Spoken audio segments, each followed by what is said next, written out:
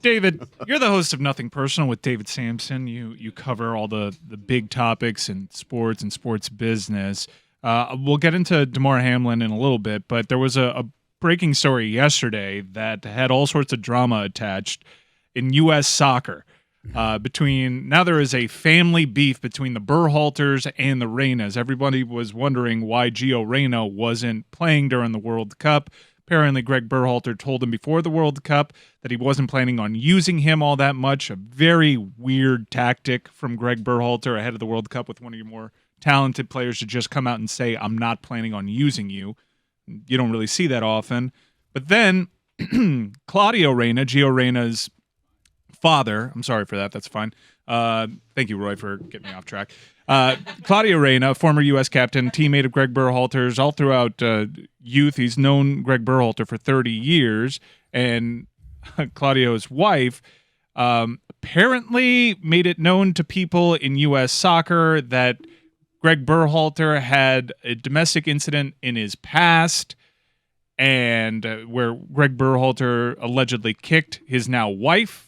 They have a family. They've reconciled. They've worked through it. They have children and all that. This is now come into public light 30 years after. The Berhalters ended up feeling blackmailed.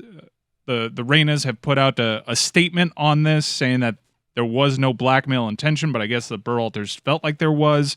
Gio Reyna still at the center of this, maybe being held responsible for the actions of his parents. Is a very ugly situation. And for me, it just reeks of a lack of leadership top to bottom and a bad culture at U.S. soccer for Claudio Reyna to feel like he is powerful enough to attempt this. Not just before the World Cup, at any time, just shows a really small-time operation, I feel. What was your take on the Reyna versus Berhalter scandal? Well, I gave you 15 minutes on it just now for today's Nothing Personal, but I'm going to go to the end and tell you that Claudio should lose his job with Austin. That's number one. Number two, Gio should never play for U.S. men's national team again because of the action of his parents, because we have to make an example, because it's not about the organization or the federation. Anybody can whistleblow. Anyone can tattletale. Anyone can extort or blackmail. And that's not a reflection on the underlying institution. The real question is, how did this woman, the mother, who, by the way, like Mrs. Roger Clemens saying that the steroids were for her, she said, I called U.S. soccer. It wasn't Claudio. At first it was him, then it was them, then it was her. And her statement says, no, it was me. How did she not go to her best friend, who is the mother of Gio? They lived together in college. This happened in college. I don't know the definition, and we're not talking about the underlying incident. I don't know if with your girlfriend or with your friend, what happened. We don't know anything. It's never okay to do what Gregg did, period. We say that. That said, yeah, Berhalter how does she did not go to her best friend? Gregg Berhalter in a statement did admit that this incident happened. He tried to get in front of it. It reminded me of when Jeff Bezos got in front of his affair, which was going to be leaked, saying, I'm not going to be extorted. I'm going to tell everybody I was having an affair and I'm getting divorced. No problem. Bill Gates did something similar. So I understand that we all feel the need to get ahead of stories now, but it doesn't change my anger over her running to mommy, which is USS in this case, and talking about this without going to her best friend first and saying, man, what your husband's doing to my son, we're all best friends. This is crushing me. This is blackmail, in your opinion, correct? No, because what's the blackmail is when you want to get something. Yeah. Extortion is right. What is trying to get more playing time for Gio? No, I think by the time that it happened, the World Cup had ended. She was trying to get Gregg Berhalter fired. So she didn't or not renewed. Right. But it doesn't matter. So she's blackmailing who? I think so. The assumption on the basis of the fact that they decided to put a statement about it and get ahead of this publicly was that there was going to be a public revelation of these facts, and that it was going to smear Gregg Berhalter's reputation to the point where U.S. Soccer would have no choice but to fire him. And by the way, he's not coaching. When is it, Chris? This month? Yeah, His contract was up. His contract was up, and he is still in the running to keep his job. But while he does not have a contract, they are running a camp at the end of this month and playing 2 international friendlies. And one of the assistants from the World Cup team is going to coach while they figure out who the permanent manager is going to be. Who is under contract? The assistant, though, right? I believe so. Yes, Anthony That's Hudson. totally normal, right? If you have a player under contract, they're not allowed to play, or a coach is not allowed to coach without a contract. I do not find that strange at all. That if the reason he's not coaching is because of the pending investigation, that's a bunch of horse hockey. Well, I mean, they might have gone in a different direction, and like they are currently looking for their full-time manager, and in a month, like they decided that they weren't going to do that process in a month, that they want to take their time with this. Chris, this has gotten so ugly that there's just no way you can bring Gregg Berhalter back. That being said, U.S. Soccer will never cease to amaze me with some of the bad decisions that they've made. I wonder if almost like this might cause them to be resolute and say like we're not going to be taken down by this. Yeah. It means we're going to keep Gregg Berhalter. Right, exactly. Like I Which think would be, I mean, so U.S. Soccer. But let me ask you guys this before you move on. Scandal aside, do you believe he should be retained? I don't ask Mike that question. right. Mike will say no. Yes, I'm just going to say it for him. He'll say no. I will say no.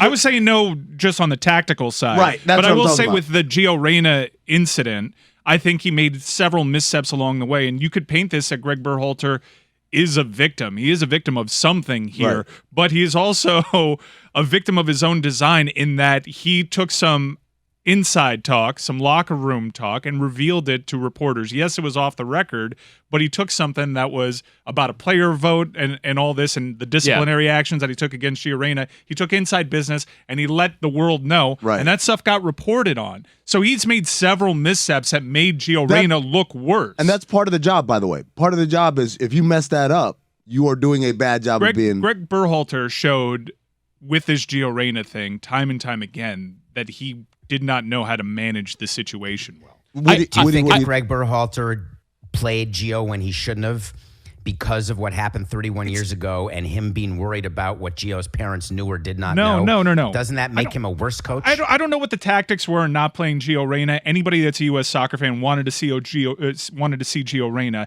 If the manager doesn't want to play Gio Reyna, that's well within his right. What I don't understand is telling Gio Reyna, one of your most talented players ever, that you're not going to use him before a World Cup, because then the player checks out and it got ugly, predictably. Right, and I do think that, like, from a management standpoint, David, I don't know, like, it seems like managing expectations. I'm sure in the NBA you got to tell bench players that they're bench players at some point, and that's never a good conversation to have, and Gio Reyna did not handle it well as an 18-year-old who fancies himself one of the bigger talents in U.S. soccer.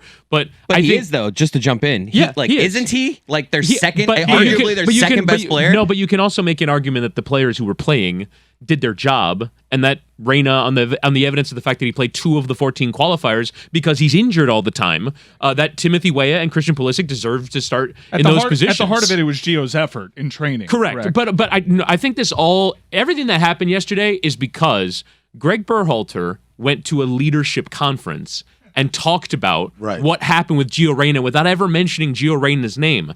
It has since been said that that was meant to be an off-the-record leadership conference, but the owners of the leadership conference decided to put a whole piece together about what he said and included everything that Gregg Berhalter said, despite the fact that it was meant to be off the record. Those comments were the reason why, when printed by major media outlets and confirmed by The Athletic, were the reason why Daniel Reyna went to U.S. Soccer with, hey, I know shit about what Greg did when he was 18. And so, like, hey, like 18-year-old for 18-year-old. Follow each other, though. Right. What you just said No, shouldn't be. I completely agree. I think it's so far out of bounds to be like, hey, man, I know shit about you. Don't F with my kid. Like, I just think, like, in professional sports, you cannot do that.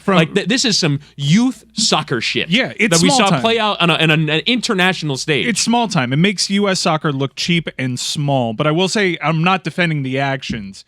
From the Gio Reyna perspective and from the parents' perspective, Gio Reyna fessed up to his lack of effort. He apologized before in front of his teammates. There was a vote, allegedly. There's conflicting reports on whether or not this vote actually happened. A vote to kick him off the team, essentially. To kick him off the team. So he suffered embarrassment after embarrassment during the World Cup. None bigger than not playing as much as he had hoped. And so he thought that this was behind him. And then it got unearthed for all the world to dissect when Gregg Berhalter decided to open his mouth and talk about inside locker room business. And that's where the parents got offended and acted in a totally embarrassing way. At the very least embarrassing. That's me putting it kindly. So this is what leadership is, though, right? Making tough decisions. And when you put something to a vote to your players, there is no expectation by the player who is the subject of the vote or the players making the votes that will stay private. You just can't have that expectation. You mentioned that Gio Reyna should never play for the U.S. soccer team, and I couldn't disagree more. I think Gio Reyna, from all accounts right now, and there'll be more reporting done on this, is an innocent in all this. His biggest Kids offense. are often innocent, but they have to pay the price. He should not. He should not. He should not. Release players because their parents were a pain in the ass. But Sam, have you released? Would you? Let me ask you something. Not a great player. If Miguel Cabrera, one of our Hanley number one Ramirez, picks, our number one pitcher, was he good? Yes. He was not a good pro.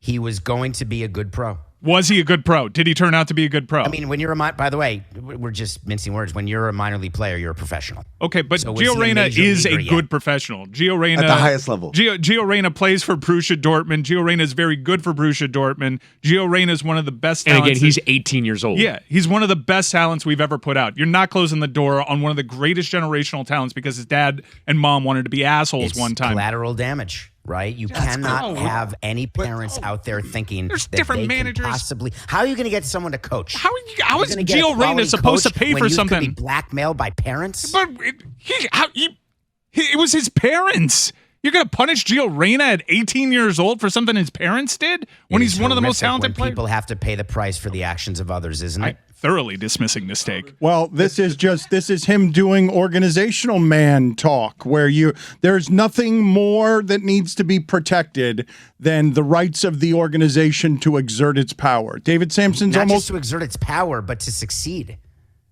I thoroughly dismissed it. Okay, so we can't talk about it. His take does not. It's been dismissed. It's been dismissed, and I should have respected the dismiss, but I kept it moving. And once he says it's been thoroughly dismissed, I have to back off. That's it. Once it's been vetted and thoroughly dismissed, it was not vetted. Thoroughly. I disagree with you, David, just because Gio Reyna's good and I don't think he should take the fall. But I like where you're coming from, which is this cannot be allowed. You can't allow. We're talking about professional sports. Can you imagine in any other sporting context if mommy and daddy got involved? It's crazy, right? You can't allow that to happen. Welcome to the world of college football recruiting, by the way. Oh.